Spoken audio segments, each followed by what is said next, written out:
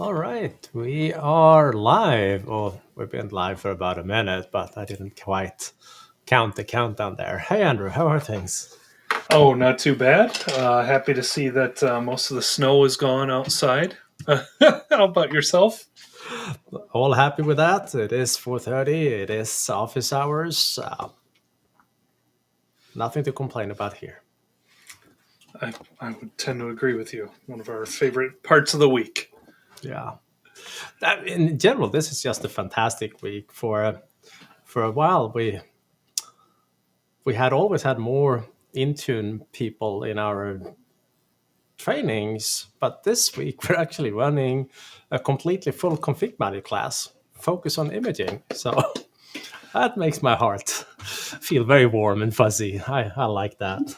That's exciting. One thing, if we just want to pause for a moment and chat a little bit, one thing I was thinking last week, you and I had our Life Beyond MDT mini course that we ran last week.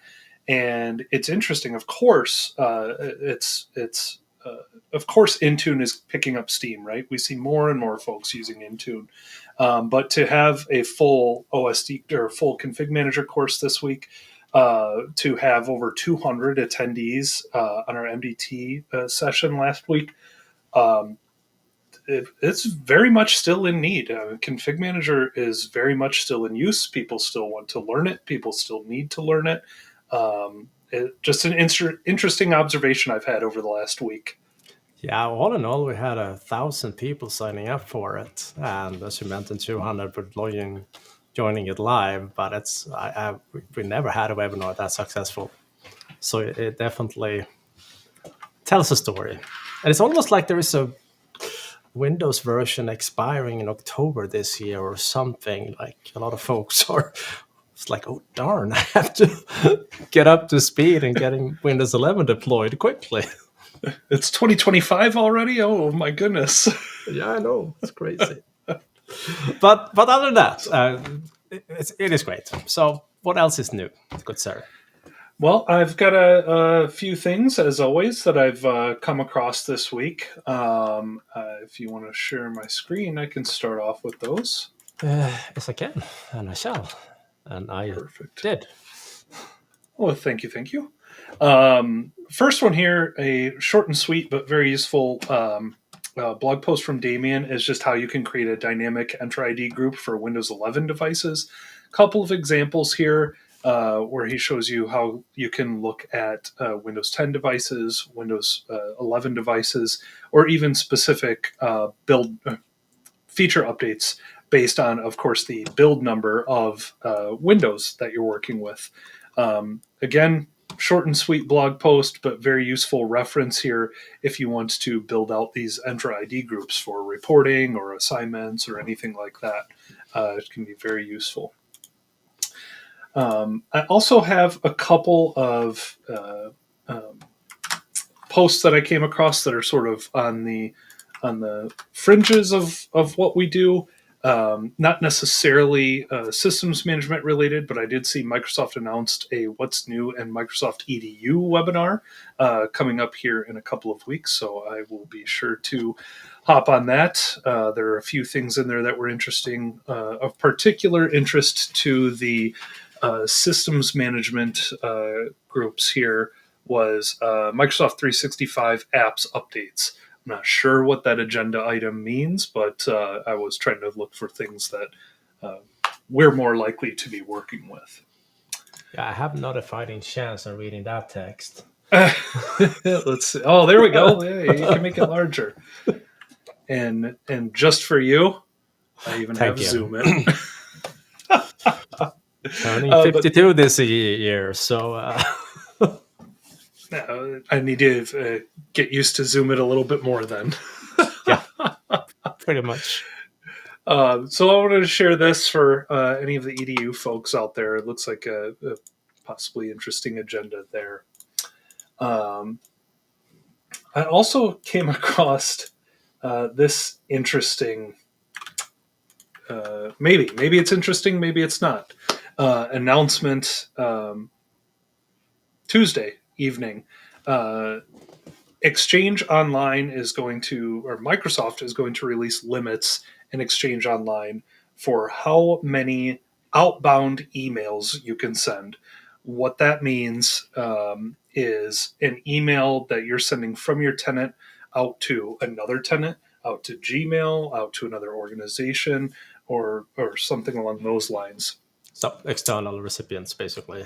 Yeah. Exactly. And I think there's some nuance to that. There are some ways that you can set accepted domains and things like that. So I wouldn't recommend freaking out too much about this yet. My initial reaction when I saw this was words that I cannot repeat on our family-friendly live stream here.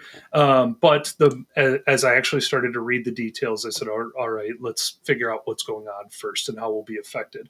But I did want to make sure that I mentioned this because this looks like this could be an impactful change for many organizations.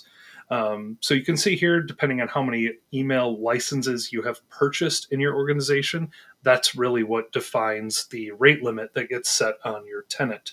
So these are daily emails, 24 hours, right? Exactly. Yeah.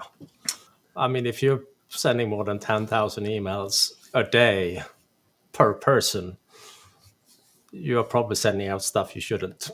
So hopefully that will mean less spam in our inboxes, because obviously this is being created from organizations where you spin up a tenant or individuals spinning up a tenant. They just blast people with emails and then a new tenant and blast again. And yeah, hopefully it will means less junk. Yeah, exactly. I hope so as well. Two important bits of information that I wanted to point out about this is that it's supposed to start rolling out at the end of March 31st. But I have not seen this pop up in any of the tenants that I am a part of.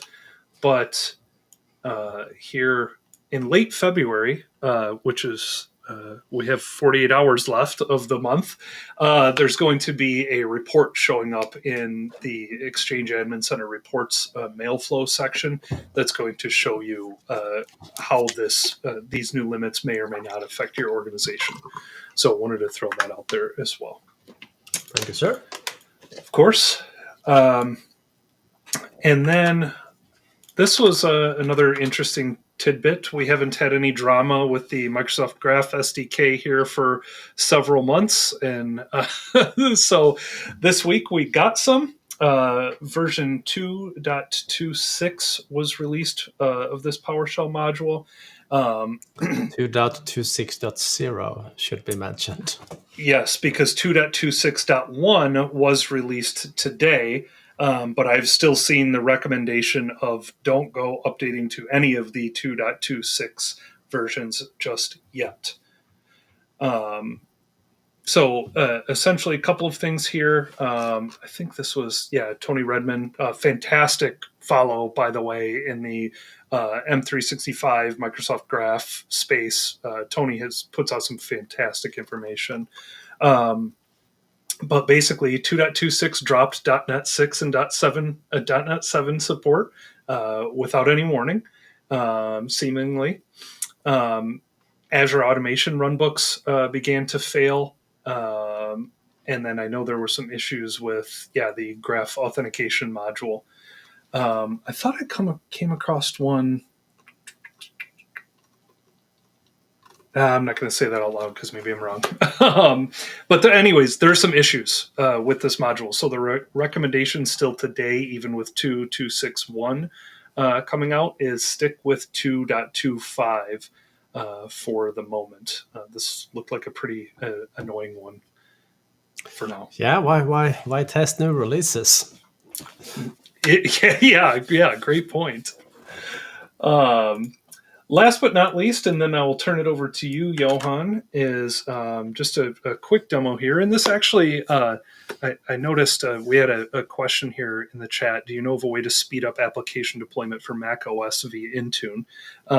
Interestingly, Jesse, I don't know if this will totally answer your question, but Ugur Cook has been working on a community tool called IntuneBrew for a while. I think we've mentioned.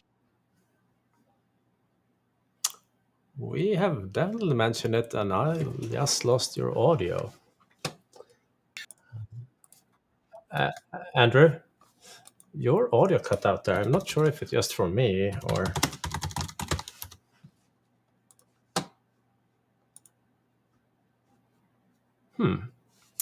That was always interesting.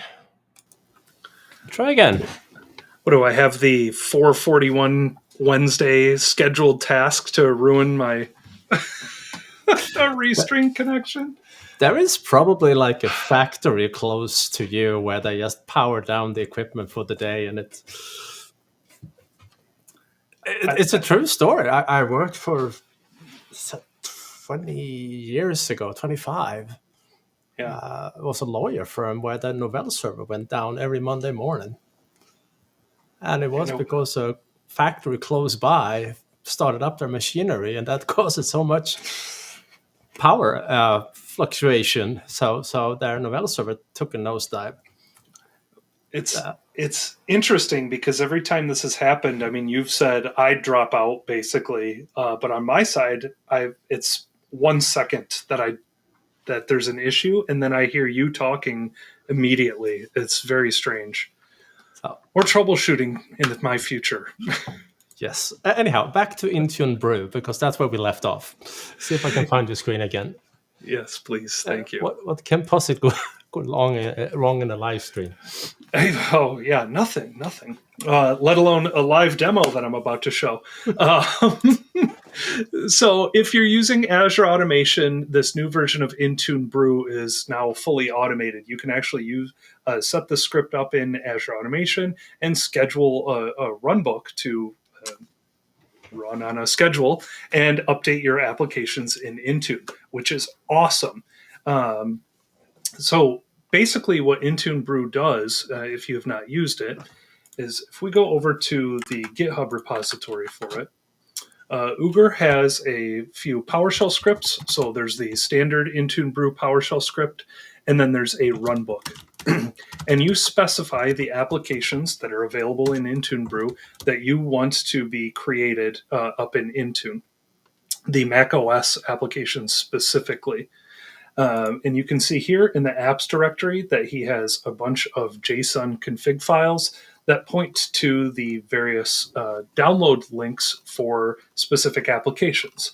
So one of the macOS applications that I have in Intune from IntuneBrew is Firefox. So if we go look at the JSON file for Firefox here, you can see that it shows the latest version. It shows the download link and some other information about it here.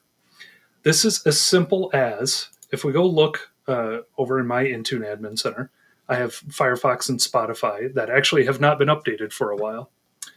Using this tool is essentially as simple as downloading the script. So you can see here I'm in the GitHub repository that I've downloaded locally. And running the script like so. Once you run the script, you have a number of authentication methods you can choose. Obviously, if you're going to be using the Azure Runbook, you're going to want one of the non-interactive methods, whether that's app registration with a certificate or a secret. In our case, we're going to go ahead and log in interactively. And it's going to load in this browser.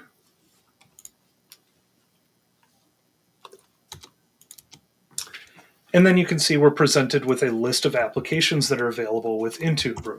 So if I type in Mozilla Firefox here, making sure there's an underscore, and Spotify, it's going to see which version I have available in Intune. You can see 132.0.2 for Firefox and 1249439 for Spotify. And it shows, yes, absolutely, we have newer versions available.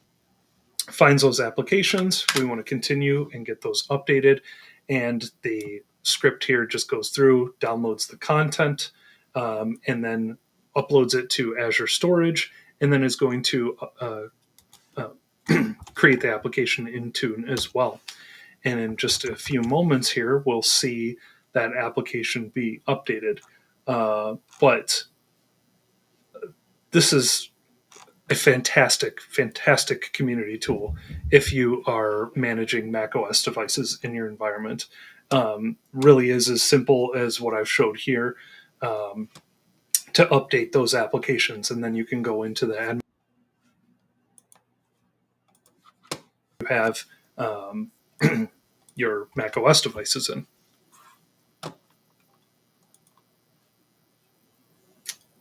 Let's see if that goes a little bit. Almost done there. I just want to confirm that this actually worked live. Yeah. I happen to know it works, but it's another thing to actually see it happen.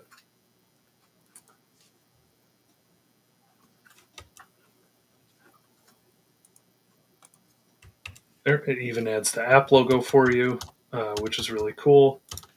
So let's go over here, see if we've got our application available. We do. And if we look at the properties, we can see the logos there, the information URL, minimum operating systems configured, a whole bunch of information, and we can go ahead and assign this application. Very, very cool stuff. And that was what I had for today. All right, beautiful. Thank you, sir. Mm-hmm. I do have a few things. Let's see where my screen went. There we go. Most importantly, up on our academy, we are having a raffle for a MMS 2025 ticket. That's a pretty shiny ticket.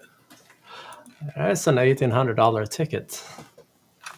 But for the next 7 days, you can enter to win a ticket. There will be one winner only. And please only request or enter the contest or the raffle if you have a chance to actually go to Minneapolis in May this year, because this is admission only.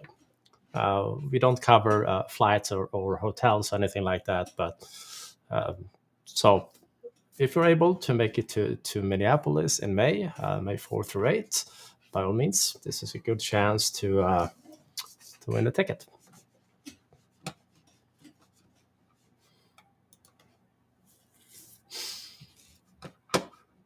That's that's all I had. All right. Well, before we hop into today's questions, I did have a note that right at the end of our live stream last week, Jamie pointed out that we had forgotten a question that he'd asked earlier in the stream. So I thought we could touch on that really quick. And the question was, have you looked much into driver management with Intune only using Microsoft's process? I think that's referring to the driver and firmware management in Intune. And I think you have, Johan.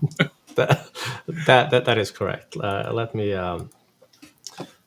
It's a fairly straightforward process to configure and set up. There is some telemetry you need to configure to make sure that devices get onboarded and being a part of a deployment service audience and all that good stuff. But that's no different than many of the other solutions that are out there that is leveraging that platform.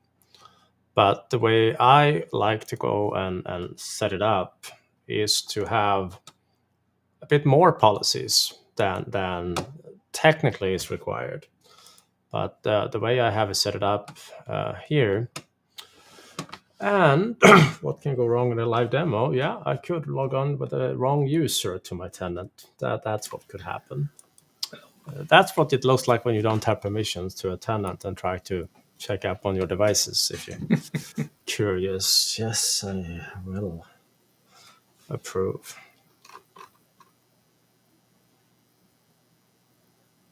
All right, let's try again. This time as a user that actually has permission. That could be helpful. All right, so updates. In the driver updates node, we have showcased this many times, but I prefer to create groups based on models. So I create one policy for updates and driver updates, firmware and drivers for each model that I have. So if I go to this 3120 policy and check its properties here, you can see that this policy is assigned to that group that is named the latitude 3120. And if I go to that group,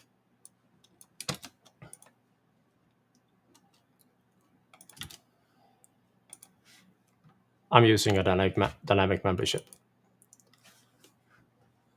Basically, the machines that gets added to this group are only machines of that model. You can have a pilot and production group also if you want to get really granular, if you want to test drivers first. But this makes sure, this combination of doing it, making sure that if I go back to the updates again, the updates that are showing for that policy is only going to be drivers and firmware that is for that model. So updates on Microsoft Update, they don't show model information, but Microsoft put in identifiers to make sure that it only lists drivers that are recommended for that particular hardware. If you don't like to create this manually, I mean, in this case, no deal. I have like seven models here, but you can script this. And we showcased from Sasan, who did a blog on Jörgen Nilsson's blog, either last year or late 2023.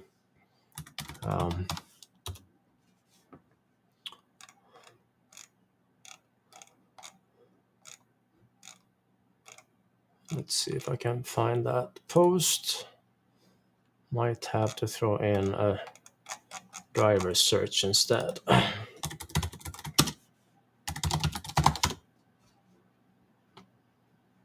There we go, 2023, July. PowerShell script to generate these policies based on a model, etc. So quite elegant solution. I will share this link among the others, but easy to set up. The documentation is pretty straightforward. Has opportunity for growth, as we say it, but it's a start. This is way better than it was before, on or off for everything. Like, okay, that's not much of a control plane, is it? Pretty low hurdle to cover, but here we are. Yeah. So, no. All right. Jamie did have a follow-up question here. Did you use modern driver management with Intune to import the driver packages instead? You think it would be a combination of both, or would you just use the Microsoft process? I have not played around with the latest version 8 and see what capabilities it have for drivers for Intune. What I have been using drivers for, or driver packages in Intune for, has been for in-place upgrades or feature upgrades. So when you guys use feature updates, and we covered this a few times also,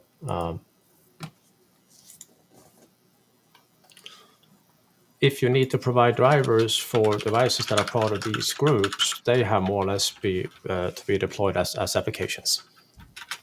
So basically copy them down to the devices based on a model again. So you have a model group and you assign the application that copies down the drivers locally. And then you leverage a remediation script that, not that one, but this one here, we showcased a few times. That generates a setup config file that, where did it go? Here. That tells it where the drivers are. So obviously the application wrapper have to copy the drivers to that folder. But this is how you tell setup where to use it. Awesome. All right. Thank you, sir. Mm-hmm. All right. Let's get into some of these questions that we have today then. Looks like we've got a few waiting for us already, which is awesome. Mm-hmm. First question here is from Benny. With ConfigMgr, which site maintenance task can be enabled to remove inactive machines after a certain amount of days? Well, there are, depends on what you mean with inactive. There are tasks for obsolete machines. I can bring up the list. If you go to your site, you can either right click and you click site maintenance, or you can go directly. Good lord, you can go directly here to the maintenance task in the bottom. That one is fairly new, like 4 or 5 years new. The other one has been around for a while, but this is where you have a lot of these how to deal with age data. So if the question is related to discovery data, there is a policy there or a task that you can enable and specify a number of days to be the deleting data for discovery data that's been inactive for 90 days in this case. But there are also for obsolete devices somewhere here. Yeah, this one here that you may want to delete also. But these are fairly well documented, what they do, and they are enabled by default. You may have to configure them a little bit to match your environment or your environment's requirement, but in general, these are pretty straightforward.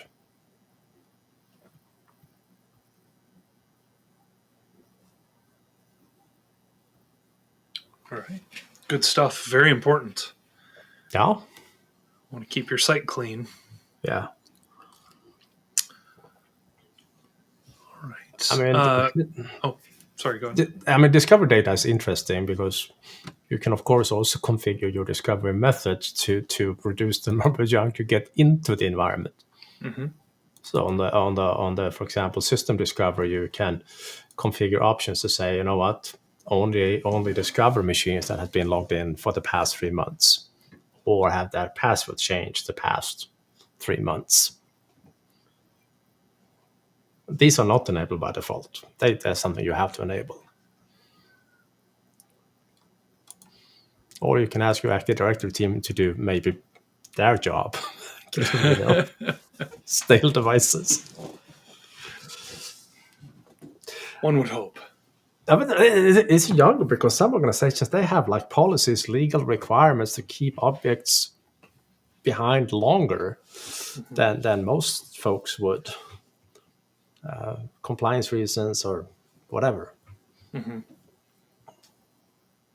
Yeah. Anyhow, Interesting. I'll be quiet. No, it's great info. So Benny's got another question here over on YouTube. With Autopilot, where do we set the branding? And is it possible that when a device starts Autopilot that it can say, welcome to company name, for example? Absolutely. So I can show the company branding that you can set in Entra, which is a requirement, or at least part of it is a requirement. All right. I'll allow it. Well, thank you. So if we pop into the Entra Admin Center here, show more, and then user experiences, company branding. Here is where we can configure things like username hint text, banner logo, the square logo that shows up in certain areas, so that when somebody boots a device that has been enrolled into Autopilot for the first time, they're going to see that username hint text just like you would in an Entra environment there. And then they're also going to see the company logo. There is specific versions of Windows. There are times when you do get into Autopilot, it does say the company name, but it's that just based on. I don't know if that's actually here. That might be based on literally the name of your tenant. I think it is, and I'm stammering because I'm second guessing myself.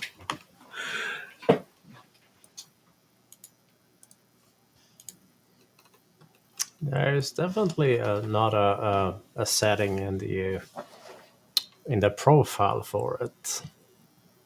Yeah. But you know what I'm talking about when you get to, I don't know if it's the actual first login page or when you get into the ESP. Maybe that's what I'm thinking of. So when we look at our enrollment status page, there's some customization you can do there as well. Yeah, but nothing with the name. You can show a text if it takes too long, but Yeah, true.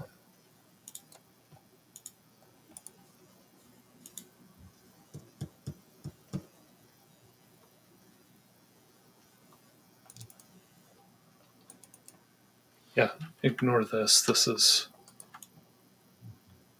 It looks like it's a welcome message, but it's really just the description of the enrollment status page.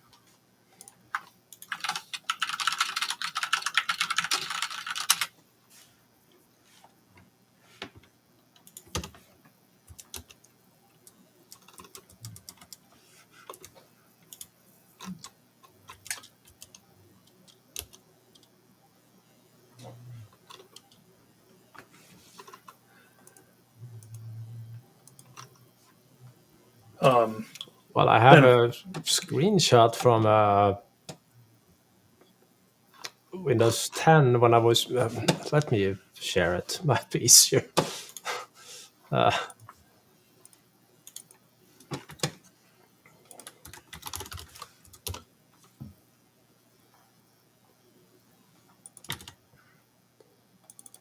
Okay, where did my screen go now?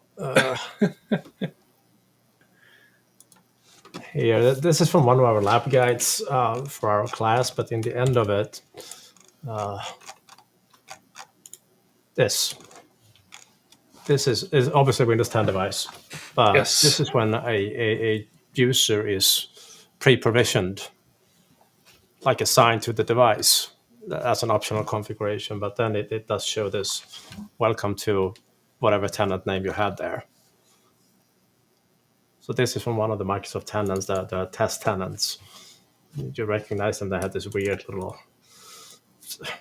generated name, demo tenants and whatnot, but I think that must be exactly what I was thinking of.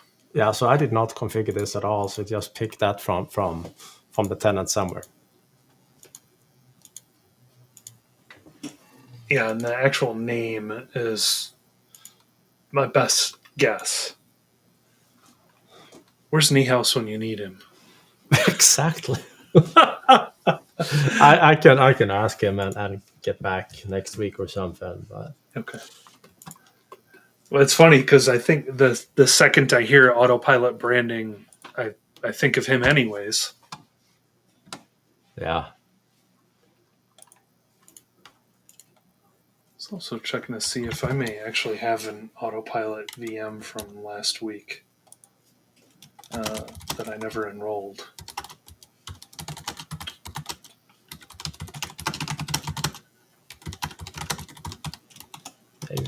I have a habit of having them available every now and then.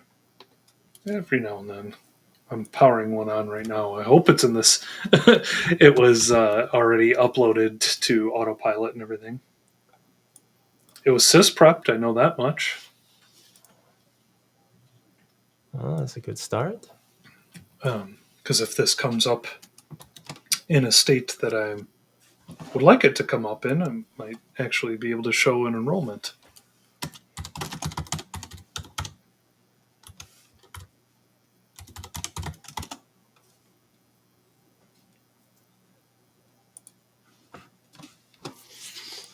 Okay, we just had another comment come in. I believe it's the tenant name.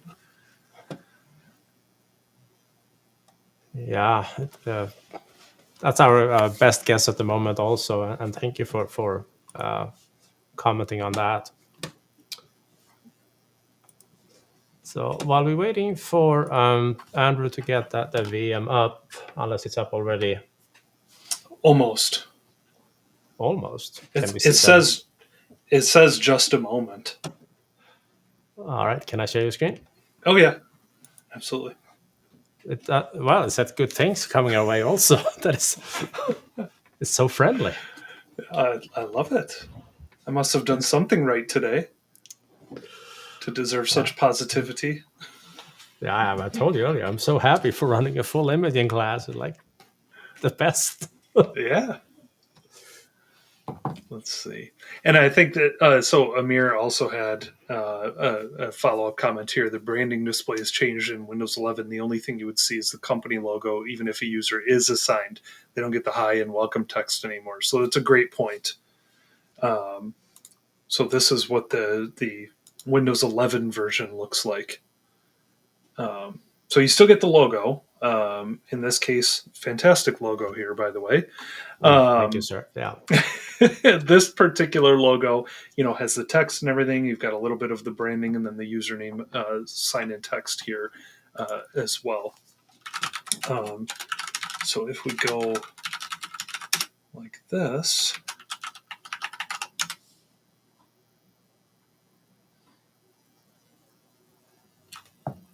of course, very secure. Yeah, but it was an interesting observation that the company text doesn't show up on a Windows 11 device, but it only does show up on a Windows 10 device. Mm-hmm. This is that pretty much what it looks like. Yeah. All right. Alrighty. Beautiful. Indeed. All right. So we've got some questions we've got to get through here.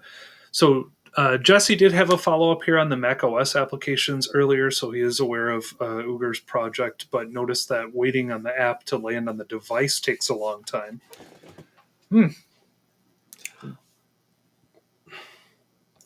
I've not come across that, but I've only just recently started playing around with managing Macs in any capacity, and it's not my strong suit. I can say that much. Yeah. I would recommend the following. Stealing the screen again from you.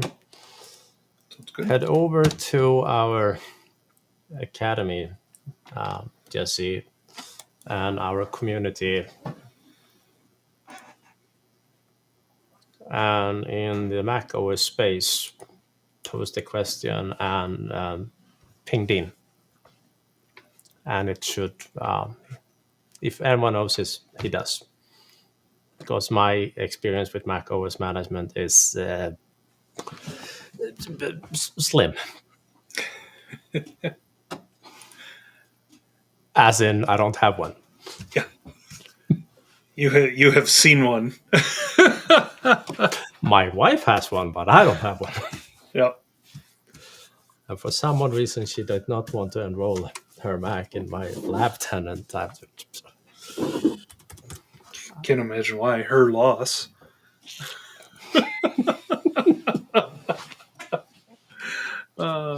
Hopefully she doesn't watch back office hours tonight. Yeah, so it's a great point, though. Dean really knows his stuff. I reach out to him every now and again as well when I need some Mac OS troubleshooting. That's for sure. Same with we've got another question here. Any blog recommendations on how to enroll Mac OS to Intune? Want to understand the different options and the pros and cons for each. There is. Let me see if I can find. I think there was a blog post that I came across a couple of months ago when I started looking into this for the first time.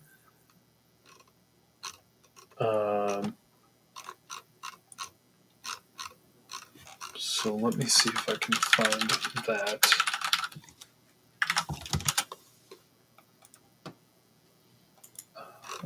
This might have been the one that I was using. We have a macOS training you can attend. And Dean himself hosting it. Yeah, what a surprise. That would be it. All right. Shameless plug. End of shameless plug. Back to questions. Oh, did you find the post? Yes, it's a little bit more than enrollment, but still a useful post nonetheless. It was, I believe, a two-parter. But when I started playing around with Mac OS management a couple of months ago, this blog series, as well as the resources that Johan mentioned, the community, the course, all fantastic for getting started. And they generally seem to cover those things like enrollment. We're going to cover the important things, right? We have to enroll the Mac. We have to get settings down to the Mac. We have to get applications down to the Mac. So these are some good resources. I'll share this, and it might be helpful. All right. Thank you, sir. Of course. Then another question here. What do you recommend to use or do to validate if your DO configurations result in optimal DO usage?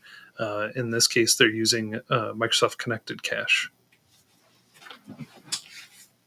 Well, I'm a bit biased. We often use the Stifler platform because it has that information. But if you don't have that, the Windows Update for Business reports is not too bad to get a generic overview of the state of the union. If you want to get more details and you don't want to pay to get those details, Morris Daly, together with a few others from when it still was at Cloudway, they posted some workbooks up on the site that can give you details around the efficiency. If you're running your connected cache server on ConfigMgr, you can use PowerShell to query status from it directly. Plus, you have some data in IIS also. If you're using connected cache server controlled by Azure, you have metrics up there. Can show you the different the specifics, but that data will only show you the details for the cache server. So if I steal the screen back, I can show the MS Endpoint Manager, because they did it in, I like to say, November. They had a little bit of a deep dive on delivery optimization, troubleshooting. This one here. Oh, that was not November. June. Anyhow, troubleshooting, resources, and some workbook data that I published. So this is something you can leverage to get an idea on how you're doing for delivery optimization. The connected cache server, I was playing around with that at some point earlier this week. Let's see if I have that up and running still.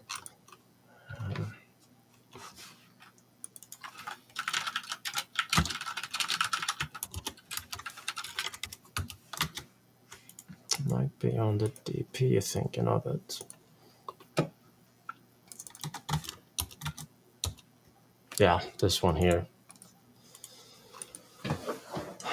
There are some PowerShell information you can leverage to ask the web farm for details about what's going on the cache server, how many requests, etc. that are coming in. It give you a bit of an information of it.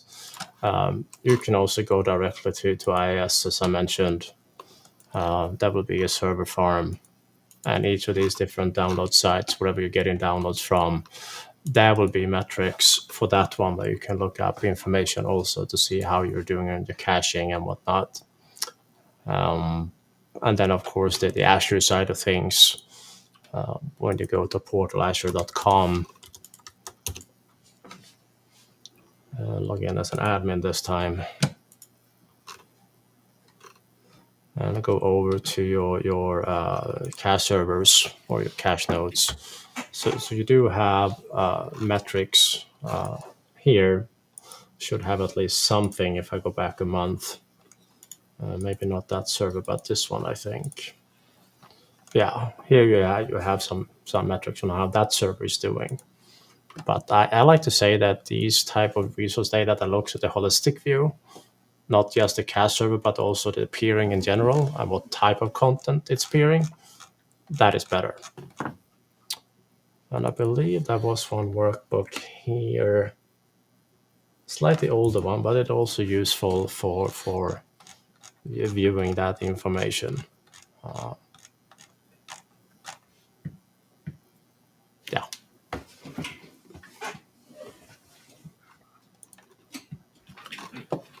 All right, good stuff. Delivery optimization. I know we could keep you here for another 6 hours. Yeah. That's awesome. What would you recommend to automatically back up your Intune configs? There are 3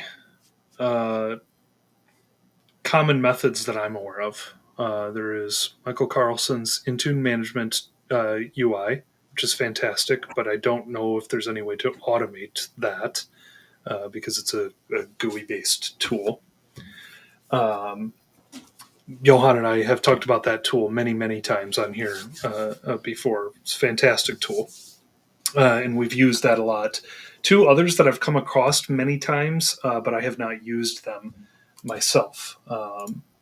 But there is the Intune CD community project for. You can share my screen if you'd like, Johan. Yep. Stands for Intune Continuous Deployment. Or continuous delivery, sorry. Basically, it's some Python put together, Python package that's put together, and you can use and manage Intune as code. This seems to be a fairly popular community package. And then Andrew Taylor also has a backup and restore script that he has put out in the community as well that can help you with backups of all of your config in Intune. But those last 2 I have not used myself. Any other methods you could think of, Johan? No, I was thinking if Veeam or any one of those solutions would have backups for Intune, but I have nothing that I have stumbled across. Okay. No. We'll make sure to share those 3 tools at least in the links this evening. All right. Awesome. All right. Tim's asking, what has been the experience with the Dell BIOS password tool where it randomizes the password on each device and you can integrate that with Dell Command Update when you want to run a manual scan? I do not know. I have not used it. Same. If anyone listening and happen to have used that tool to randomize password across every device, let us know. But I'm sorry, Tim. I have no idea. All right. Similarly, there's another question around Dell Command Update deployed as a Win32 app via Intune and running a task schedule for checking for drivers. Deployed as a Win32 app, running a task schedule for checking for drivers. Does it work as a solution for keeping Dells up to date, and is it ready for Windows 11? Don't know about that one either. I don't use it. All right. The closest thing I came to it was I helped an organization get away from it. Specifically, the Dell Command Update. Yeah, they were using it to install drivers with a ConfigMgr that had like a local repository. It wasn't playing nicely. Plus, it was only for Dells, and they needed something that worked across multiple platforms. And Sure. we ended up using Maurice's tool or solution in the end. Makes sense. All right. Has anyone found a way to disable Copilot that snuck in? We use deep freeze and disable anything that installs or auto updates. I know how to remove it after the fact. I have to do that. I haven't tried to remove it before in the image. Not sure if that's doable.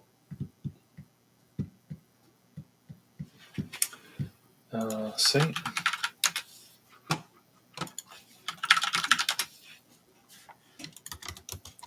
Because we have removing it after the fact is just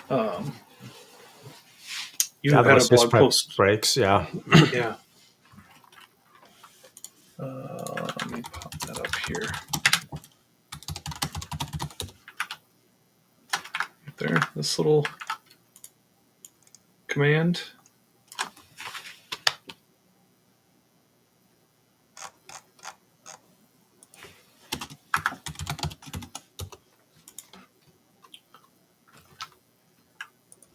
Run that simple command so that if you're sysprepping your device, you don't see all of this. Assuming this case would be they wanted to remove it like before even deploying, and I haven't tried removing it from the Vim. I found one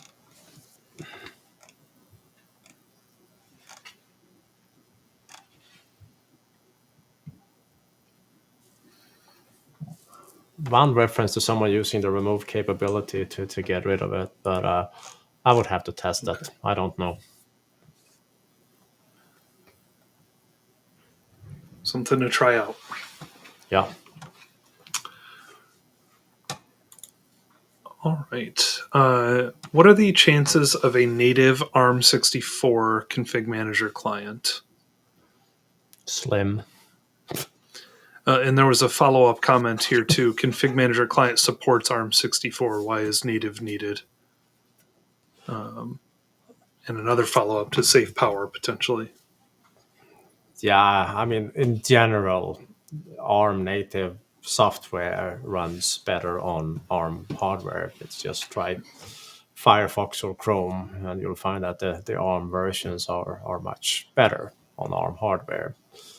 But I mean, even the OSD functionality that Microsoft added in ConfigMgr 2403, it's still a 64-bit emulation running on ARM. Mm-hmm. So, and I mean, modern hardware is. I haven't seen any performance issues on ARM devices from the ConfigMgr client agent, but again, I don't have too many devices. I have 4 or 5 ARM devices running right now.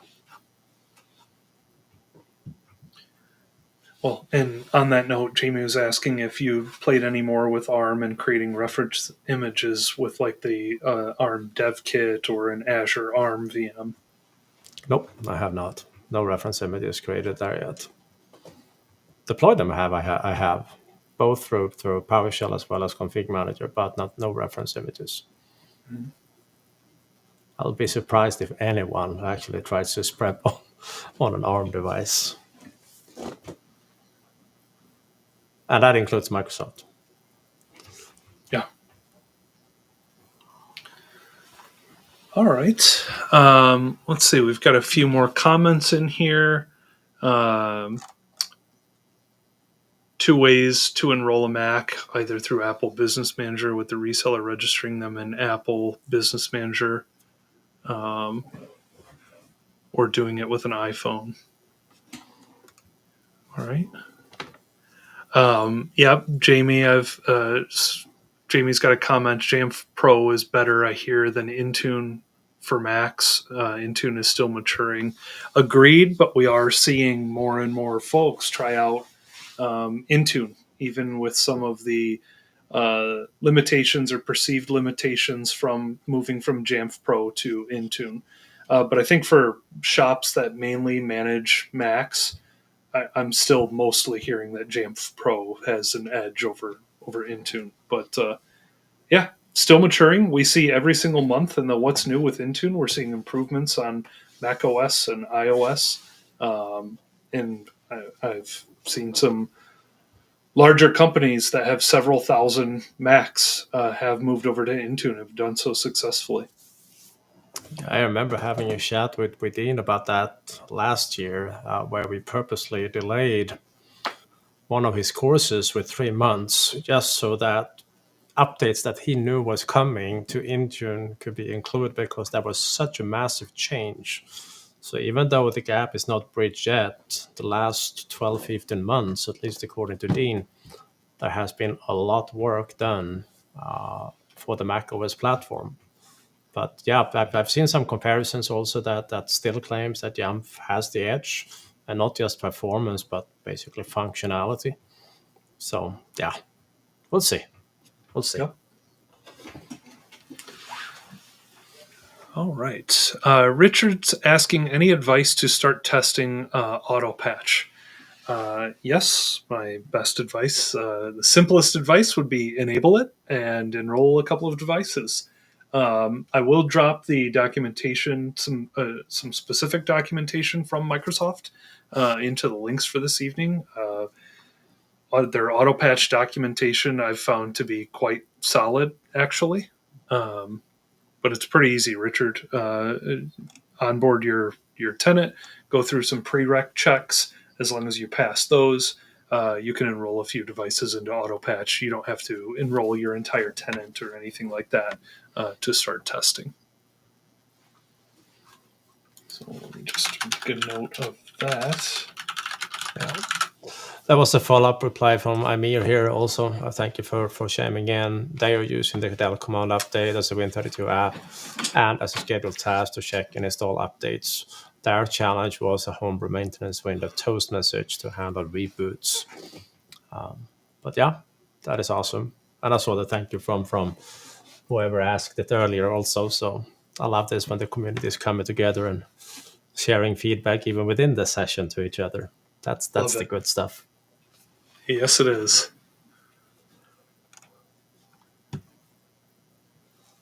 But we still have a whopping 3 minutes left. And I hope we haven't missed any questions. If we did, it was not on purpose. Definitely not. We do our best to grab them all.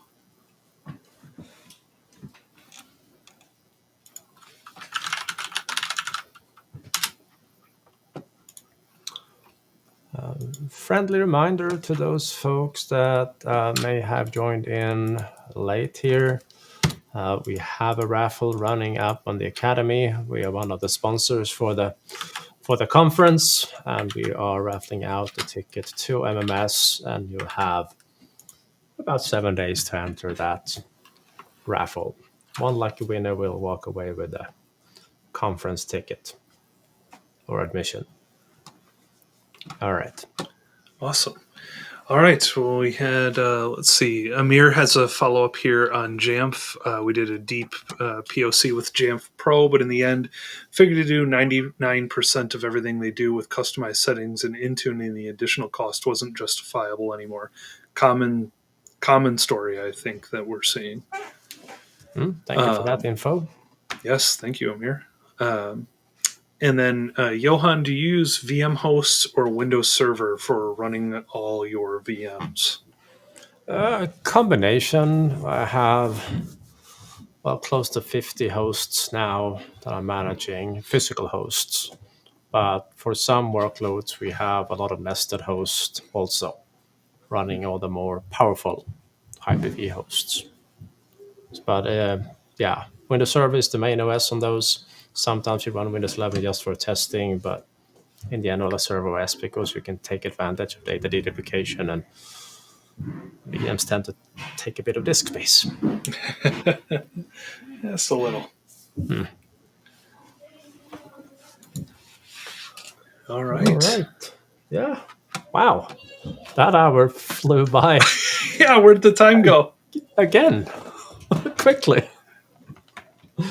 Thank you, everyone, for watching, joining us. We appreciate it. Andrew, thanks for being here. And we hope to see you again next week. Bye for now. All right. Thank you, Johan. Thank you, everybody. Have a great one.